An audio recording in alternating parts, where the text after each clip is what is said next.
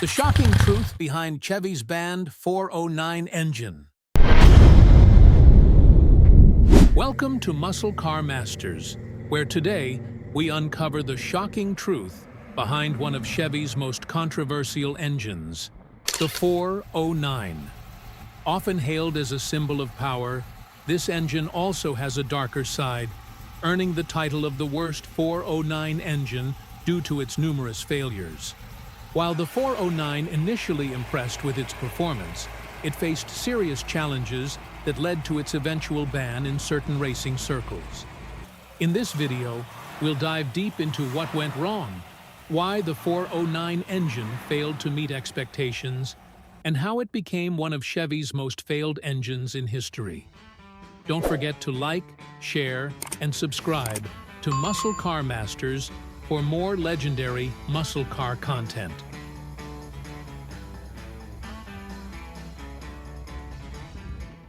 Performance and specifications of the 409 in 1962. In 1962, the Chevy 409 made waves in the muscle car world with a solid starting point.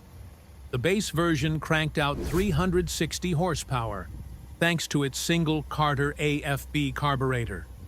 But Chevy wasn't satisfied with just that. They quickly bumped up the power to 380 horsepower, still using a single 4-barrel carb. But that was just the beginning.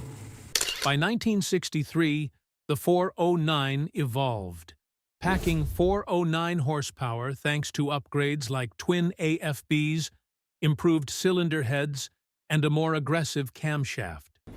But what really made the 409 special was the variety of versions available. There were three main variants. First, the 340 horsepower version featured a single 4-barrel carb and a hydraulic cam for smoother operation. Next, the 400 horse variant, which ran with a single carb and a solid lifter cam. This version offered even more aggressive power. And finally, the top-tier 425 horse model, which boasted a compression ratio of 11.25 to 1, solid lifters, and twin 4 barrels. This setup was designed to really push the limits of performance and make sure the 409 could stand toe-to-toe with the best in the business.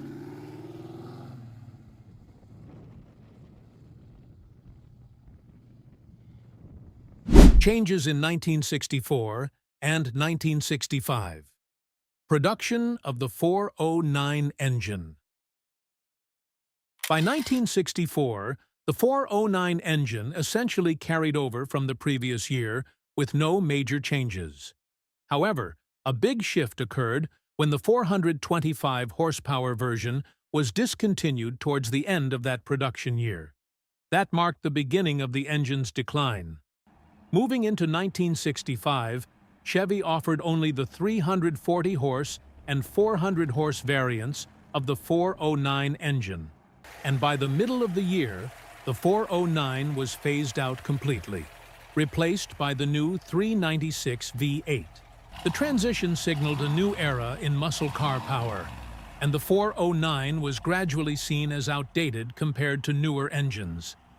In total, more than 15,000 Chevrolet 409 V8 engines were produced during its 5-year run from 1961 to 1965.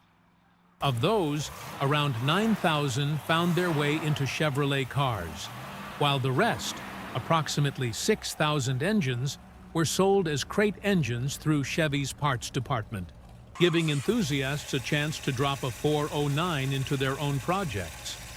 These crate engines found a home in many muscle cars across the country, keeping the legend of the 409 alive well after its original production run ended. The Canadian use of the 409 engine and other models. The 409 engine wasn't just reserved for Chevy. It also found its way into Canadian Pontiacs. These Pontiacs, built with Chevrolet chassis engines, offered a unique twist on American muscle. While the engine itself was the same, the model names were distinct, featuring cars like the Saint, Trope, Chief, Laurentien, Parisienne, and Grand Parisienne. These Canadian Pontiacs weren't just rebadged Chevy. They had their own flair and style that appealed to Canadian buyers looking for muscle with a different identity. For much of the 1960s, Pontiac fans in Canada could order the Astro Flame 348 or the Super Flame 409 in stock trim, complete with the stock suspension. This allowed customers to get a high-performance engine without modifying their cars, making it easy to enjoy the raw power of the 409 in a factory-built package.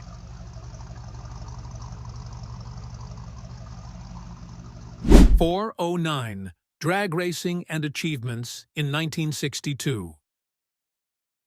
The 409 engine wasn't just about street performance, it was also a powerhouse on the drag strip. In 1962, these engines were capable of turning-in times in the low 14-second range and even high 13-second quarter-mile runs right out of the box.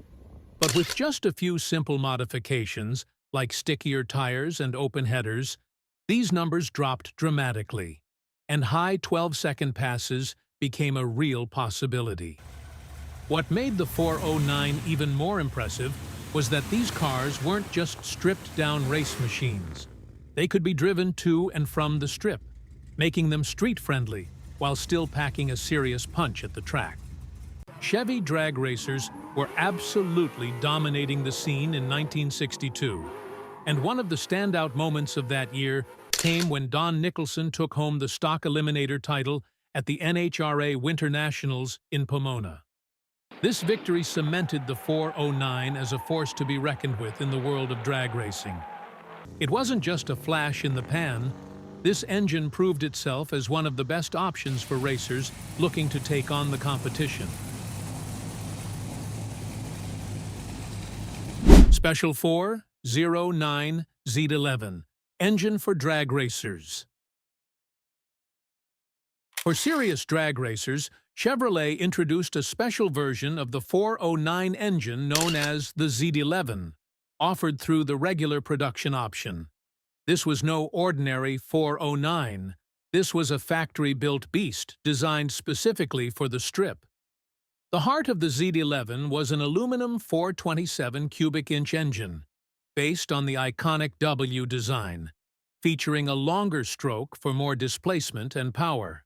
It also came equipped with a high-rise two-piece aluminum intake manifold that maximized air and fuel delivery, helping the engine breathe freely at high RPMs.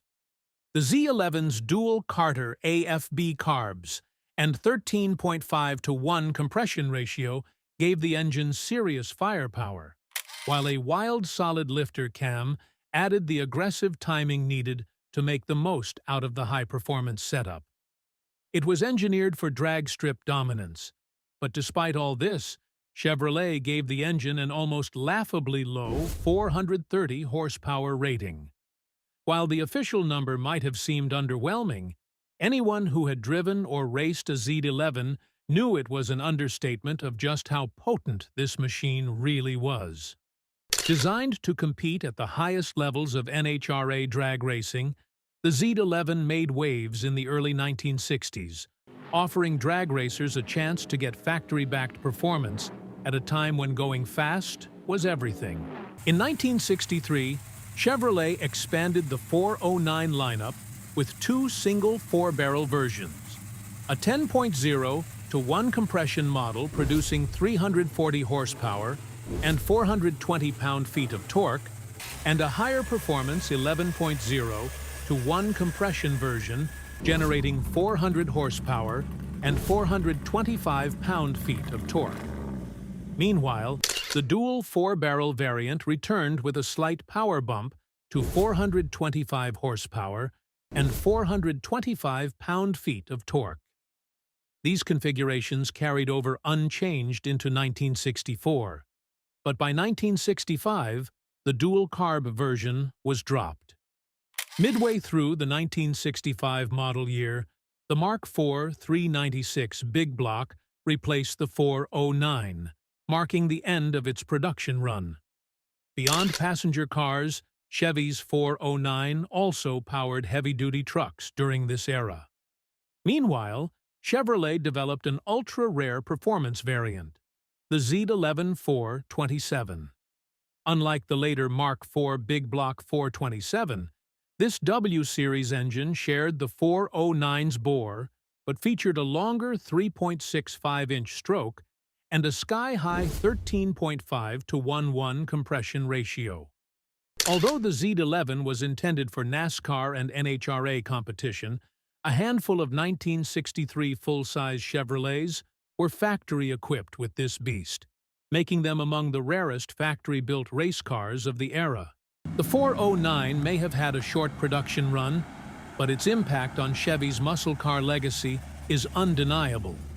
From street performance to drag racing dominance, this big block bruiser carved out its place in history, and its roar still echoes in the hearts of enthusiasts today.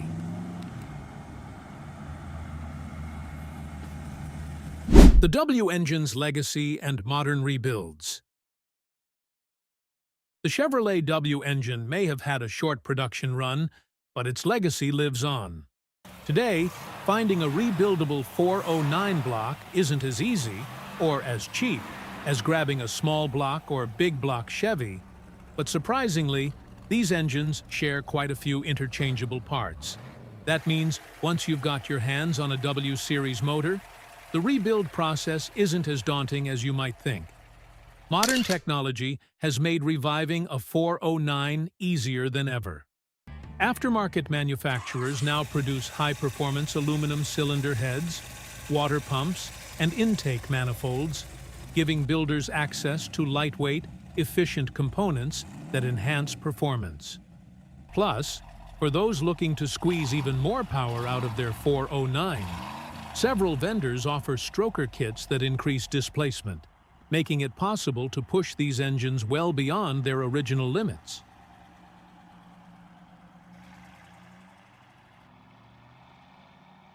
Why the 409 was banned. The untold story.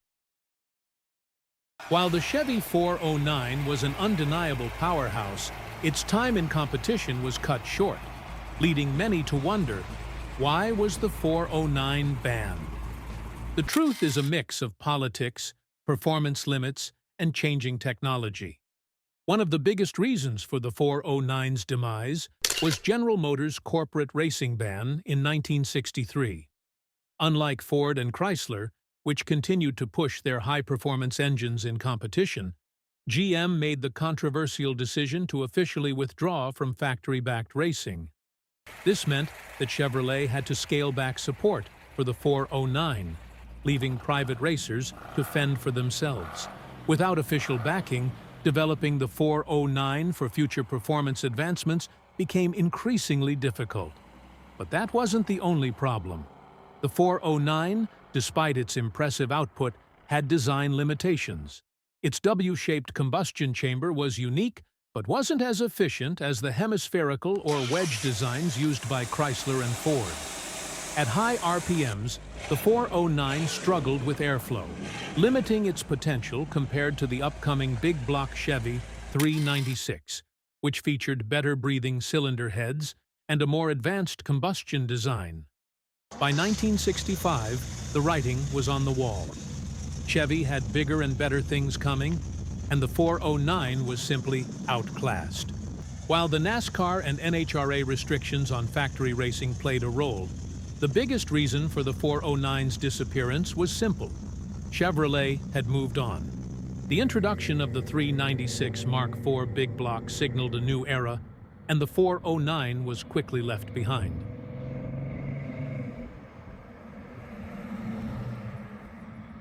The Chevy 409 was a legend, but it wasn't without its flaws. Despite its early success, it struggled with airflow limitations, high RPM instability, and the infamous GM racing ban.